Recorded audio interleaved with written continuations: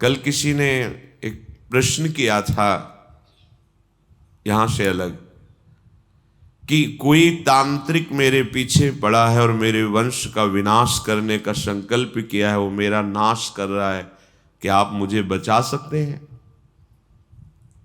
आपको सच्ची कहते हैं, किसी भी तंत्र में और किसी भी मंत्र में इतनी ताकत ही कि नहीं जो राधा नाम का जप करता है उसके ऊपर प्रयोग हो जाए। ये हम नहीं, अपने आचार्य बड़े बड़े महापुरुषों की बात कह रहे हैं।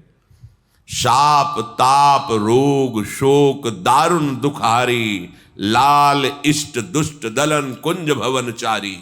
गोरे चरणार बिंद को आपने अपना आराध्य देव मान लिया है और राधा राधा राधा हम आपको अपने विश्वास और अपने हृदय और अपने आचार्यों की वाणी के अनुसार कहते हैं, किसी भी तंत्र का प्रयोग नहीं होगा। तंत्र का प्रयोग जानते हो कब होता है?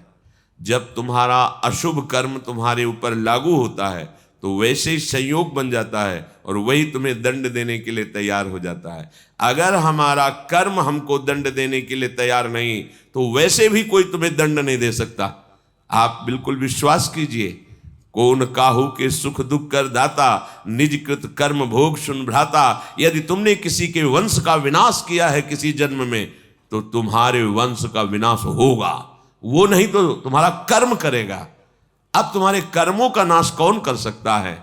नाम नाम अनुल्लिख्यानंतान पितदपराधान मधुपतिर महाप्रेमा विष्टस्तौ परम देयम विमसति तवैकम श्री राधे गृणत ही नामामृत रसम। ये राधा नाम यदि उच्चारण कर रहे हो, मान लो हमारी प्रार्थना, तो तुम्हारे कर्म तुम्हें दंड नहीं दे पाएंगे। कोई भी इस त्रिभुवन में ऐसा पैदा नहीं हुआ कि तुम्हें कष्ट दे सके। तुम्हारा कर्म लागू होता है, वो कोई रूप रख सकता है, किसी भी व्यक्ति के दिमाग में बैठ सकता है, कोई भी घटना घट सकती हो, तुम्हारा ही कर्म है, कोई दूसरा नहीं। तुम सोचते हो मैंने कोई अपराध नहीं किया, ये तंत्र के द्वारा मुझे नष्ट कर रहा है, भूल जाओ, तुम्हारा कर्म तुम्हें दंड दे रहा है। उसी कर्म का विनाश करने में समर्थ है भगवान नाम, प्रभु का नाम। और प्रभु भी जिस नाम को जपते हैं वो राधा राधा राधा। नाम संकीर्तनम यस्य सर्व पाप प्रणाशनम। जिते विनायक शुभ अशुभ विघ्न करे नहीं कोई, विघ्न करे नहीं कोई, डरे कलिकाल कष्ट भय। जो आनंद पूर्वक प्रभु का नाम, प्रियाजू का नाम उच्चारण कर रहा है, जितने भी शुभ विनायक अशुभ विनायक सब भयभीत हो जाते हैं। हर्ष हरिनाम जपत जय, उसकी कोई पराजय कर सकता है? बड़े बड़े यक्ष पिशाच गंधर्व राक्षस सब थर्राते हैं। जिसकी जिह्वा पे नाम होता है भगवान उसके अधीन होते हैं, दिव्य शक्तियां उसकी आसपास रक्षा करती है। अब आप लोगों को अध्यात्म से मतलब ही नहीं है, बस मनमानी आचरण करना, भोग संग्रह करना, भोगना, और जब कर्म लागू हो गया तो अज्ञान के कारण हम आरोपित करते हैं उस व्यक्ति ने मुझे सताया, अगर वो व्यक्ति सृष्टि में ना हो तो मैं सुखी हो जाऊं। ऐसा नहीं है। तुम्हारा कर्म दूसरे रूप में आकर के दंड दे दे। वो बहुत रूप धारण कर सकता है, किसी व्यक्ति का, किसी अस्त्र का, किसी घटना का, किसी रोग का। इसलिए आप हमारी प्रार्थना मानिए। पहले ये छोड़िए कि तुम्हें कोई कष्ट दे सकता है या दे रहा है, वो तुम्हारा कर्म ही है, किसी भी रूप में आ सकता है। कई बार सुना है कि एक गौतमी नाम की बहुत बड़ी तपस्विनी थी, उनके एक ही पुत्र था, उसको सर्प ने काट खाया, मर गया। तो वहां के कुल भील उठा करके लाए और कहा, हे देवी आपके पुत्र को काले सर्प ने काट लिया और वो मर गया। वो बहुत क्रोधित हुई और उनका आज हम सर्पों को ही भस्म कर देंगे। आकर्षण किया तो सर्प सामने उपस्थित हुआ, मैं तुम्हें दंड दूंगी, तुमने हमारे पुत्र को क्यों डसा? तो उनका आप तपस्विनी हो, आप ऐसा कर सकती हो, पर मेरी प्रार्थना सुन लीजिए। मैं बिल्कुल अपने वश में नहीं था, मेरे ऊपर मृत्यु सवार थी इस बालक की, और उस मृत्यु ने मुझे विवश करके कटवाया है। बात समझ में आई? हाँ, ठीक बात कह रहा है। मृत्यु का आकर्षण किया, मृत्यु सामने उपस्थित हुई मूर्तिमान, कहा मैं अपने तपोबल से तुम्हें भस्म कर दूंगी। तुमने सांप को प्रेरित किया और सांप ने मेरे पुत्र को डसा और मर गया। तो उनका क्षमा कीजिएगा, मेरा कोई दोष नहीं, मुझे काल ने प्रेरित किया। काल से प्रेरित होने के कारण मैं मृत्यु सर्प के ऊपर अपना सामर्थ्य करके उसे वशीभूत करके उसे कटवाया और वो मर गया। हाँ, ये बात सही है। काल का आकर्षण किया, काल भगवान उपस्थित हुए, आपने मेरे पुत्र को क्यों मरवाया? तो उन्होंने कहा तुम्हारे पुत्र के कर्म से मैं प्रेरित था। काल किससे प्रेरित?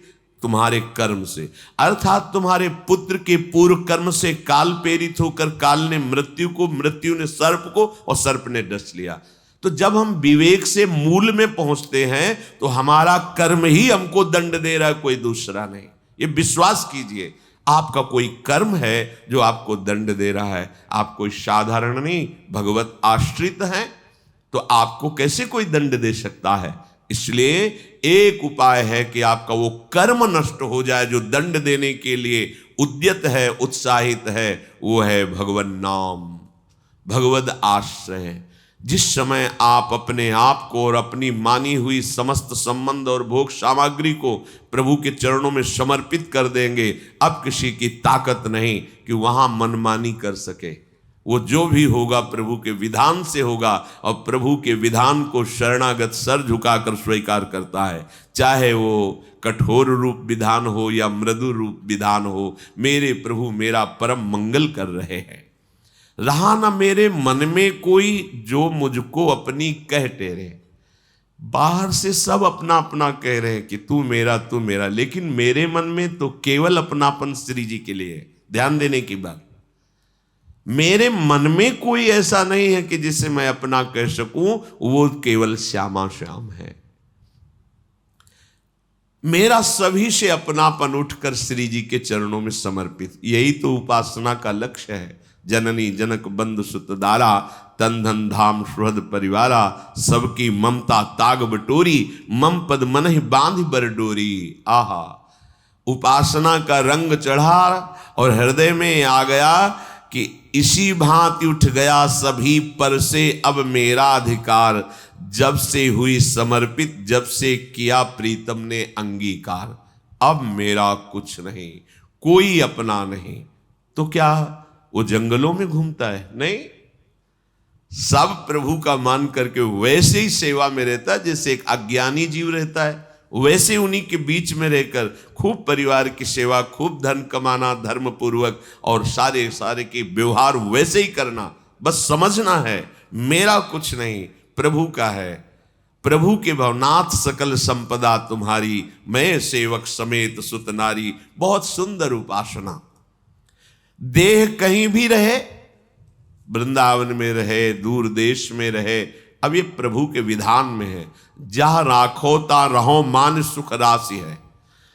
स्वर्ग नरक अपवर्ग आस नहीं त्रास है। चाहे स्वर्ग में रखो, नरक में रखो, अपवर्ग में रखो, वो आपका विषय है। मैं तो अपने आप को आपके चरणों में समर्पित कर दिया। देह कहीं भी रहे, इसे दे कोई चाहे मन का प्यार।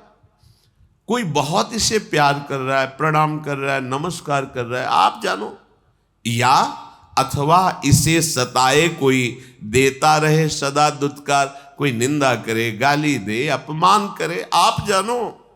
अब इस देह के प्रपंच में मुझे नहीं फंसना, ये देह आपको समर्पित है। ये दिव्य उपासना का भाव। कोई कैसे भी माने बरते इसको इच्छा अनुसार, मुझसे मतलब नहीं, देह से ही ये सारा है व्यवहार।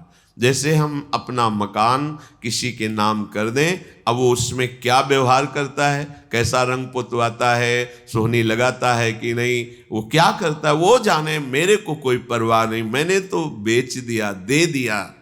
ऐसे ही जैसे रूप लाल हित हाथ बिकानी, अब तो श्यामाजू की चरण दासता के लिए मैं बिक गया, उनका हो गया। मेरा तन, मेरा मन, मेरा प्राण श्री जी का। अब जैसा चाहे बिल से, अब कोई शिकवा नहीं, कोई शिकायत नहीं। फिर अगर शिकवा शिकायत है तो दिया क्या? अरे शरीर आपने अपना मान रखा है, मन आपने अपना मान रखा है, क्रियाएं अपनी मान रखी, भोग संपत्ति तो शरणागत काहे से हुई है?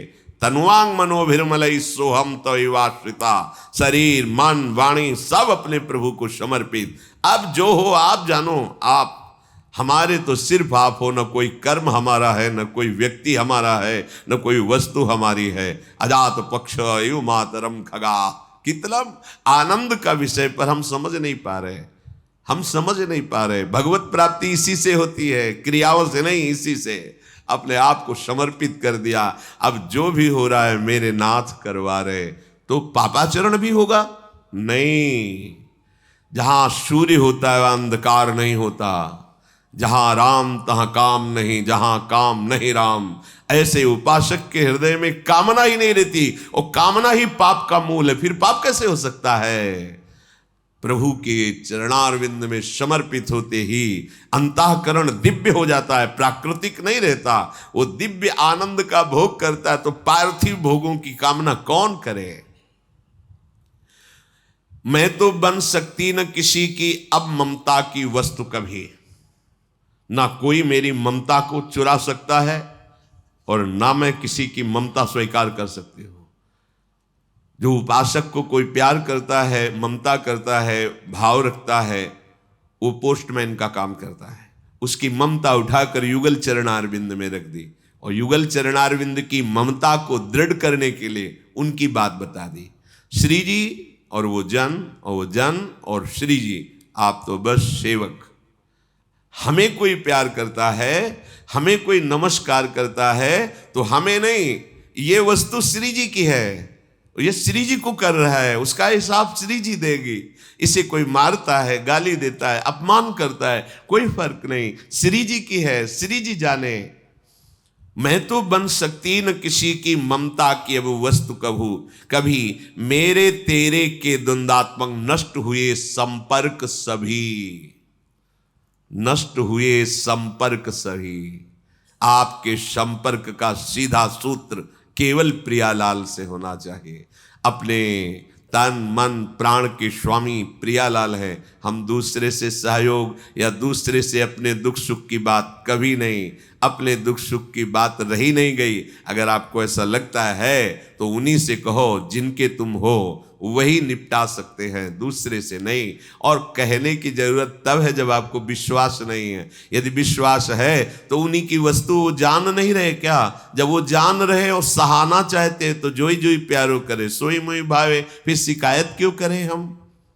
मेरे तेरे का आप संबंध नहीं रह गया इस जगत से। वे मेरे, मैं उनकी, अब बस रहा एक ही यह संबंध। मेरी इज्जत, मेरी धन, मेरी गति, मेरी मति, मेरी श्यामाजू, भला कौन छू सकता है? हमारी श्यामाजू। कटे मोह ममता के सारे छोटे बड़े विविध विध बंध। जितनी ममता शक्ति संसार से थी स्वाभाविक नष्ट हो जाती। कटे मोह ममता के सारे, जितनी मोह ममता हम समेटना चाहते हैं हमसे नहीं समेट सकती। प्रभु के नाम कर दो। ये बड़े बलवान हैं, काम क्रोध लोभ मोह मद मत्सर, पर जिनके बल से ये बलवान हैं वो जब दृष्टि से देख लेंगे तो ये सब मिट जाएंगे, हट जाएंगे, शांत हो जाएंगे, निहाल हो जाओगे। जिनको वृंदा विपिन है कृपा तिन्हीं की हो। ये लाडली जू की अपार कृपा हमारे ऊपर हुई है। हम सब जो वृंदावन की पावन भूमि में बैठे हैं, ये केवल कृपा है। हृदय का पूर्णतया निर्विकार हो जाना ये केवल कृपा है। हृदय का प्रेम से परिपूर्ण हो जाना ये केवल कृपा है। प्रियालाल की प्राप्ति हो जाना ये केवल कृपा है। कहीं भी अहम के द्वारा की हुई साधना से ये सब प्राप्त नहीं होता है। इसीलिए महाप्रभु हरिवंश चंद्र जी ने सर्वेषु साधन वरेषु चिरम निराशा, अहम की धरा से की हुई साधना त्रिगुणात्मिका माया के द्वारा रचे हुए लोक लोकांतरों की प्राप्ति तो करा सकती है, पर सच्चिदानंद प्रियालाल की प्राप्ति, नवनिवृत्त निकुंज वृंदावन, प्रेम बपू, सहचरी भाव और निरंतर सेवा में मगन रहना ये महासुख जो अन्य लोकों की बात क्या, परम पावन धाम वैकुंठ में भी ये सुख नहीं है। जो सुख वृंदावन नवनिभृत निकुंज में है। सखा भाव के महापुरुषों ने ही जब स्वयं वैकुंठ का वैभव श्री कृष्ण कृपा से देखा तो कह पड़े, कन्हैया मुझे वैकुंठ सुख नहीं, मुझे वो ब्रज सुख चाहिए जिसमें मेरा श्री कृष्ण है। यहाँ तो भगवान बैठा हुआ है, बहुत दिव्य पार्षद मुझे आगे ही नहीं जाने दे रहे, और मेरा कन्हैया मेरे साथ खेलता है, वो मुझे सुख चाहिए, ये सुख नहीं चाहिए। जहाँ सखा भाव में ही वैकुंठ सुख लघु हो गया, वहाँ ये महाप्रेम रस, महामाधुर्य रस, वृंदावन नित्य विहार, ये तो बहुत ही दुर्लभ है। हमें श्री जी की कृपा प्राप्त हुई है। अब हम इस कृपा में डूबे। जो हमें प्राप्त हुआ है बहुत बड़ी बात है। राधा नाम, राधा धाम और राधा चरण उपासना ऐसी करुणामयी स्वामिनी है कि एक दो अपराध क्या अनंत अपराध बन जाएं, पर उस उपासक के हृदय में ये बात है कि मेरी लाडली जो, तो सच्ची मानिए उसकी किंचन मात्र दुर्गति नहीं होगी। प्रभु अधीन है हमारी श्री जी के, जाके अधीन सदाई सामरो, या ब्रज को शिर ताज, हमारे माई श्यामा जू को राज। बस आवश्यकता है इस बात की कि हमारी एक एक वृत्ति श्री जी में लग जाए, वो भी उन्हीं की कृपा से लगेगी। पर आपको जो उपासना मिली है, जो नाम मिला है, इसमें हमारे प्रयास की जरूरत है। हम प्रयास पूर्वक जितनी हम में ऊर्जा शक्ति है, सुख मिले ना मिले, हमें उपासना मार्ग में आगे बढ़ना है। खूब नाम जप करना है, नाम कीर्तन करना है, वाणी गायन करना है, वाणी श्रवण करना है, और जितने भी सांसारिक व्यवहारिक परमार्थिक कार्य हैं वो सब प्रियालाल के चरणों में समर्पित करना है। इससे एक दिव्य भाव आएगा आपके हृदय में। ये भाव कहने सुनने का नहीं, ये हृदय में होता है। प्रियालाल मेरे, मैं प्रियालाल का, कोई मेरा नहीं, मैं किसी का नहीं, ये अंतर की स्थिति में आता है। ये जब स्वयं आने लगे तो जान लेना कि अब हमारा प्रियालाल के पास जाना निश्चित हो चुका है। जब तक हमारा कुछ बकाया रहता है तो उसका हिसाब करने आना पड़ता है, लेना या देना, कर्म परिणाम भोगना, या जो हमने शुभ कर्म किए हैं, किसी को दान दिया है, किसी को स्वीकृत किया है, तो वो लेना, लेना न देना, तब प्रियालाल में मगन रहना। इसलिए हम सारे कर्म प्रियालाल को समर्पित करते हैं, चाहे व्यवहारिक हो चाहे परमार्थिक, तो वो हमारे प्रियालाल के चरणों में समर्पित हुए तो उसका परिणाम हमें प्रियालाल मिलेंगे। अगर हम शुभ और अशुभ कर्मों को अपना मानेंगे, कर्ता भाव रखेंगे, तो हमें भोगने आना पड़ेगा, शुभ कर्म भोगने और अशुभ कर्म भोगने। इसीलिए उपासना में सबसे महामहिम भाव प्रकट होता है उपासक के हृदय में कि मेरा कोई नहीं। कोई नहीं मतलब शरीर भी मेरा नहीं, कर्म भी मेरा नहीं, सामग्री भी मेरी नहीं, पूरे जगत में कोई मेरा नहीं, केवल प्रियालाल। ये आता है जैसे मीरा जी के हृदय में आया, मेरे तो गिरधर गोपाल दूसरो न कोई। न ये शरीर मेरा है, न संबंधी मेरे हैं, न ऐश्वर्य मेरा है, न भोग मेरा है। बिल्कुल। अब देखो जीवन मुक्त हो गया ना। जब कुछ मेरा ही नहीं तो फिर किसके लिए आएगा? जो मेरा है वो प्रभु है, तो प्रभु में लीन हो गया। ये स्थिति हृदय में धारण करनी है। व्यवहार में रहते हुए भी, गृहस्थ में रहते हुए भी अंतर से भाव रखना है, ये सब प्रभु का है, उन्हीं का है। तुमने प्रकट थोड़ी किया, तुम कुछ बना थोड़ी सकते हो। प्रभु के बनाए में ही तुम कुछ बिगाड़ कर रहे हो। उसी में खेल रहे हो। है तो सब कुछ प्रभु का बनाया हुआ, तुम्हारी बुद्धि भी प्रभु की बनाई हुई, तुम्हारा मन भी प्रभु का बनाया हुआ है, तुम्हारा तन भी प्रभु का बनाया हुआ है। पर जब तुम अहंकार कर लेते हो तो दिशा गलत हो जाती है, इसीलिए तुमसे अधर्माचरण पापाचरण बनते हैं और फिर उनका दंड तुम्हें भोगना पड़ता है। उपासक, मैं हूं एकमात्र उनकी ही, वे ही एकमात्र मेरे, रहा न मेरे मन कोई, जो मुझको अपनी कह तेरे। इसी भांति उठ गया सभी पर से अब मेरा भी अधिकार, जब से हुई समर्पित, जब से की प्रीतम ने अंगीकार।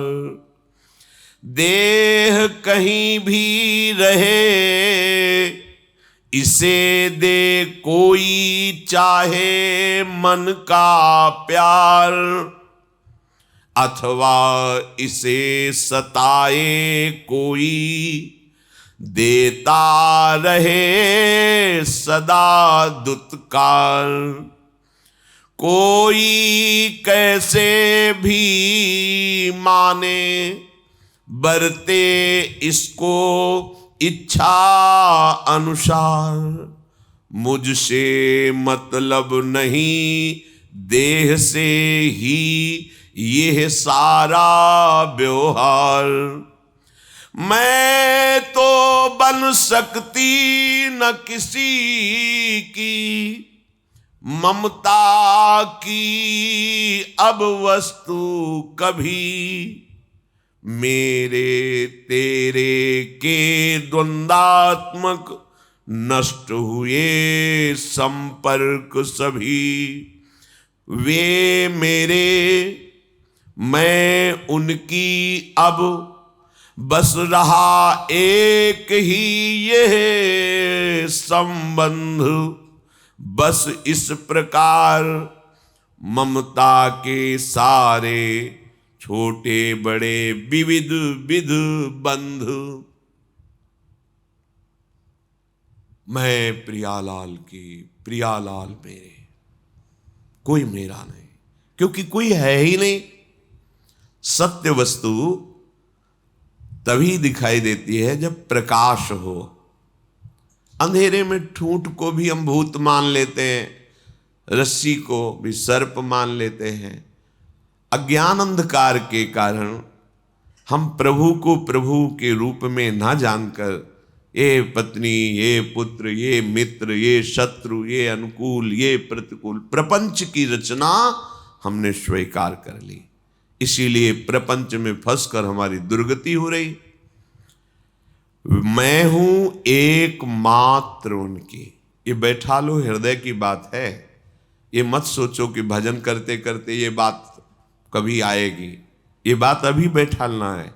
जो बहुत वर्षों की साधना से प्राप्त होता है वो सत्संग में 1 मिनट में प्राप्त हो जाता है। बस तुम्हें स्वीकार करना है। बहुत ध्यान से सुनिए। स्वीकृति से ही दुर्गति है और स्वीकृति से ही सदगति है। स्वीकृति करो, मैं प्रियालाल की, प्रियालाल के सिवा मेरा कोई नहीं। जब ये स्वीकृति हो जाएगी तो इस लोक और परलोक में दिव्य शक्तियां तुम्हारी रक्षा करेंगी। ये अंतर में बैठे हैं हमारे प्रभु, वो तुम्हारी ये बात स्वीकार कर रहे हैं।